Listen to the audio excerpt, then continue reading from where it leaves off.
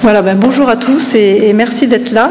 Donc là, je vais vous présenter avec Anne Bertrand, qui est neuroradiologue, qui était neuroradiologue à la Pitié-Salpêtrière et maintenant à Saint-Antoine. Bon, ça reste un peu dans la famille quand même.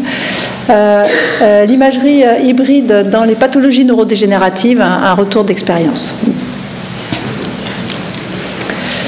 Alors, on m'avait demandé de faire un petit historique, mais je vois que j'ai été battue, donc c'est au poteau par Frédéric, donc c'est pas grave. Juste pour vous rappeler qu'effectivement, les premiers modèles commercialisés, c'était en 2011, avec deux machines, avec la Siemens qui faisait de l'imagerie simultanée, et puis celle de Philips qui faisait une imagerie séquentielle. Et puis la GE est arrivée, elle, 3 ans plus tard.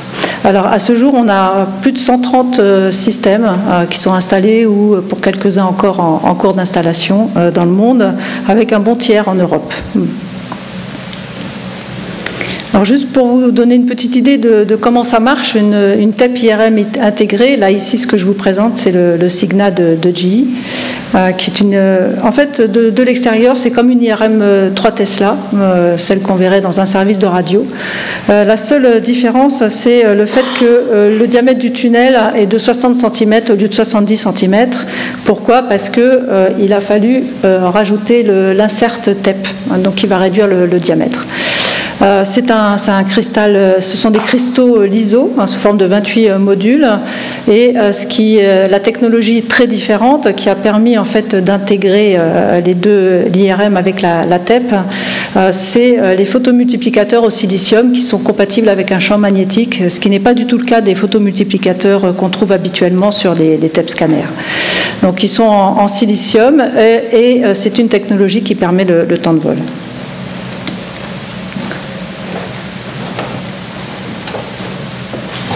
Donc sur le site Pitié-Salpêtrière, nous avons une machine hybride TEP IRM qui a été installée pour une activité mixte, clinique et recherche. Donc c'est un appareil qui a été financé par la Fondation pour la recherche sur Alzheimer, la FRA, grâce à des dons de généreux donateurs. Et donc nous avons démarré cette activité en octobre 2015 avec une mission de l'ARS d'évaluation de cette activité clinique, donc qui occupe la moitié du temps, l'autre moitié étant dédiée à des protocoles de recherche financés.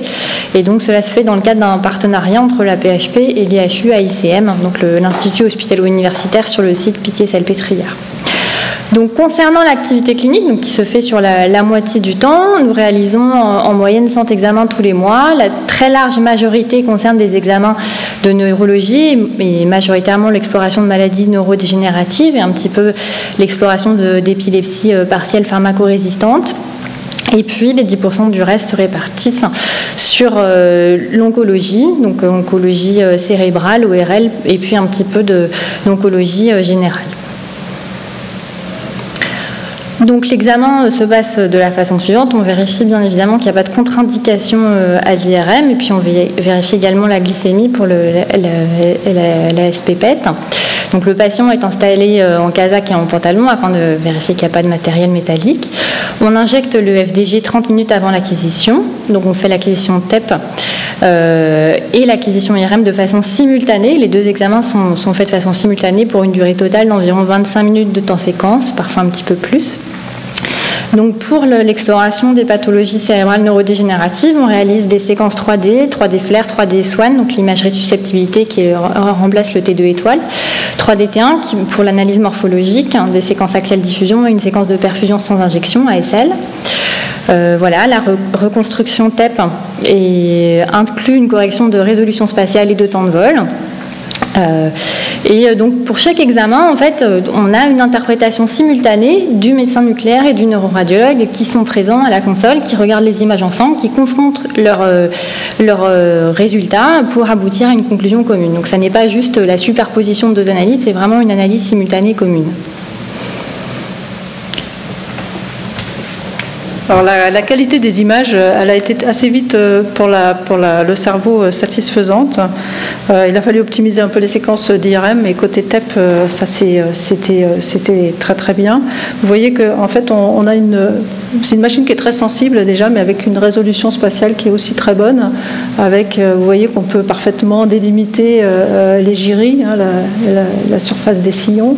On voit très bien des petites structures comme les codés ou comme les hippocampes. Alors le domaine où là, effectivement, on a vu qu'il y avait quelques artefacts, c'est pour la correction d'atténuation. Donc ça, c'est pas un scoop. On savait que effectivement, en TEP IRM, c'est pas comme en TEP scanner. On ne peut pas avoir une carte d'atténuation directement à partir du scanner à rayon X, parce que en IRM, il n'y a pas de signal osseux. Alors la méthode qui est proposée en routine par GE, c'est d'utiliser une séquence pondérée en T1 dite Dixon, qui permet en fait d'obtenir des informations sur la graisse, sur les tissus mous et sur l'air, mais pas sur l'os. Et pour avoir l'information os, en fait, on va utiliser un atlas, c'est-à-dire en fait c'est des scanners de sujets sains. Donc on appelle ça le pseudo-CT, qu'on va recaler de façon non rigide sur l'IRM, et ça va donner une pseudo-information sur l'os, mais c'est pas vraiment l'information du patient. Et on a vu visuellement que sur les coupes très hautes ou sur les coupes très basses du cerveau, il y avait des problèmes effectivement, probablement parce que l'atlas n'était pas tout à fait bien recalé en haut et en bas. Donc assez vite aussi, dans une collaboration avec GE, on a eu en évaluation, mais on la faisait à tous les patients en routine, une séquence qui s'appelle la séquence 0TE, ZTE, qui est en fait une séquence pondérée en T2 avec un temps d'écho très court et qui permet en fait de retrouver une information sur l'os, qui permet aussi de bien segmenter les tissus mous et l'air, mais cette fois-ci c'est la graisse qui manque. Mais c'est vrai que pour le cerveau, qui est dans la boîte crânienne, tissus mous et os, ça pourrait faire sens d'utiliser cette méthode. Alors, les effets des problèmes de correction d'atténuation ont été très bien évalués par Brian Sgard, qui est un interne qui termine son année recherche chez nous, et qui a, par exemple, ici, il a comparé 50 patients qui avaient eu un scanner, un TEP scanner avant, donc on pouvait reconstruire avec la méthode gold standard, c'est-à-dire avec le scanner, et comparer en fait les reconstructions avec soit l'Atlas plus Dixon, soit avec ZTE. Et donc, avec une méthode voxel par voxel, vous voyez que c'est exactement ce qu'on voyait en fait en clinique, mais démontré là. C'est-à-dire qu'on a une surestimation du métabolisme sur les coupes hautes et au contraire, une sous-estimation sur les coupes basses dans la fosse postérieure, en particulier le cervelet. Donc on a appris à en tenir compte en fait dans notre évaluation, l'œil se fait et on fait avec. Alors le ZTE, il y a un biais aussi avec le ZTE, il y a une sous-estimation, mais par contre cette sous-estimation elle a l'air beaucoup plus systématique et globale. Donc on attend de pouvoir avoir cette méthode utilisable en routine. Pour l'instant elle n'est utilisée qu'en recherche. Alors, je laisse la parole à Anne pour maintenant rentrer dans le vif du sujet. On a planté un peu le décor, qui est à quoi sert la TEP IRM dans le diagnostic des pathologies neurodégénératives. Ah non, c'est moi qui commence en fait. Oui, c'était moi. Excusez-moi. C'est ça les duos. Oui. Alors, oui, parce que là, en fait, on va parler des hypométabolismes. C'est vrai que pour le médecin nucléaire, il y a un énorme confort. Ça augmente beaucoup la confiance, en fait, dans l'interprétation des images. Et je vais vous montrer des exemples. Bon, par exemple, on se pose quand même souvent la question, est-ce qu'on voit ce qu'on voit, est-ce que c'est un hypométabolisme qui est lié à une anomalie morphologique, ce qui, pour nous, a moins de valeur. Et par contre, est-ce que ce serait au contraire une anomalie qui est présente alors qu'il n'y a pas d'anomalie morphologique? Donc ici, vous voyez un hypométabolisme qui est lié à un élargissement des sillons pariétaux. Et ici, vous avez un hypométabolisme et il n'y a pas du tout d'atrophie. Donc, ce sont ça permet d'avoir une valeur, ça donne une valeur différente à l'interprétation et ça permet de la préciser. Aussi, on a plus de confiance pour décrire des anomalies très discrètes. C'est une patiente qui avait des troubles mnésiques et comportementaux depuis 2 ans, un petit peu d'atrophie. Et en fait, de ce côté-là, on voit surtout l'atrophie, mais là, on voyait un hypométabolisme sur des sillons où il y avait moins d'atrophie. Et donc on l'a décrit et effectivement les biomarqueurs du LCR ont confirmé qu'il s'agit d'une maladie d'Alzheimer à un stade manifestement très débutant. Donc on est plus à l'aise pour décrire des choses un petit peu subtiles. Alors, autre apport de la TEP IRM, c'est l'évaluation des lésions vasculaires et de leur retentissement. Et là, je laisse la parole à Anne.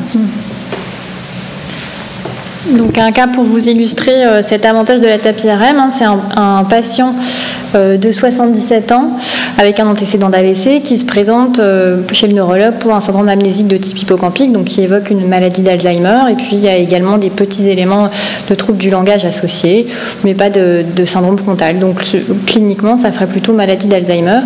Et en fait, sur les séquences IRM, on voit qu'il y a une séquelle d'AVC frontal droit, donc qui correspond à cet antécédent, mais qu'on voit qu'il est assez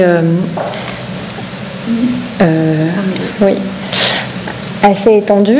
Sur la séquence 3D SWAN, donc qui est au milieu, on voit des petites micro-hémorragies profondes et également superficielles, qui témoignent d'une atteinte vasculaire. Il y a des petits remaniements hémorragiques également en regard de la séquelle. Et puis sur le 3D-T1, on voit qu'il y a une atrophie hippocampique mais qui est asymétrique, qui prédomine à droite, et ça peut se voir ça dans les lésions vasculaires. Et donc voilà, ce qui est intéressant ici, c'est d'avoir l'analyse conjointe de ces données de morphologie avec l'appréciation fonctionnelle du métabolisme. Qui montrait en fait un hypométabolisme dans la région frontale droite, comme vous le voyez ici, mais assez étendu. Et si on n'avait pas l'information morphologique, en fait, l'AVC, on ne le voit pas bien parce qu'il est sous-cortical. En fait, on devine qu'il est là. Mais si on n'a pas l'information morphologique, on pourrait être tenté de parler d'une pathologie corticale frontale et tout. Donc c'est important de pouvoir confronter ce genre d'image.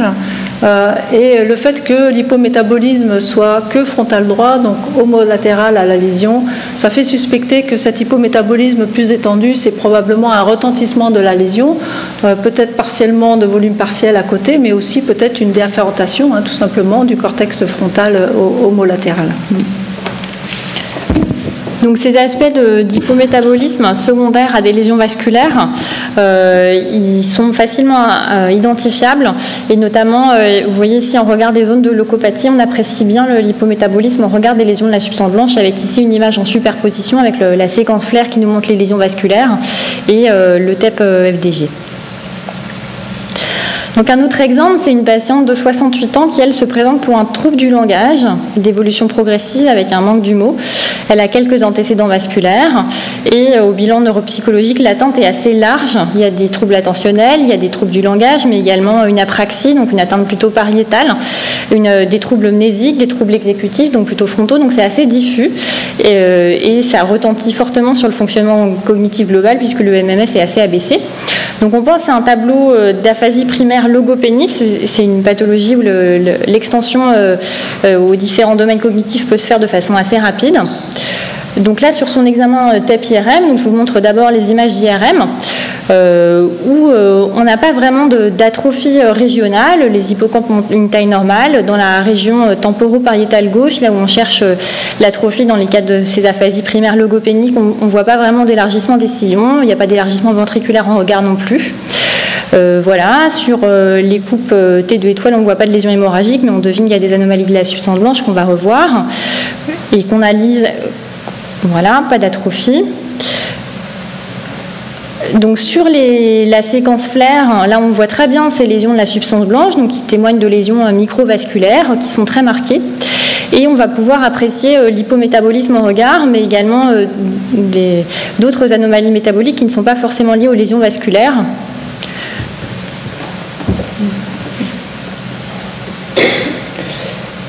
Et donc ce qu'on voit en fait, c'est un hypométabolisme dans le cortex pariétal associatif. Alors, vous le voyez en fait ici, je suis un peu de travers par rapport aux images, oui. Et ici, ici. Donc ça prédomine très nettement à gauche, qui va très bien avec la présentation langagière.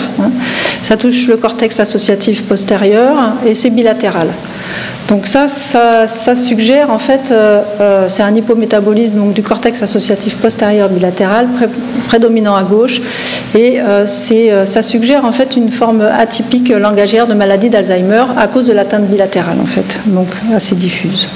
Et effectivement, et donc notre conclusion commune, c'était une démence mixte, vasculaire plus Alzheimer, et la patiente a eu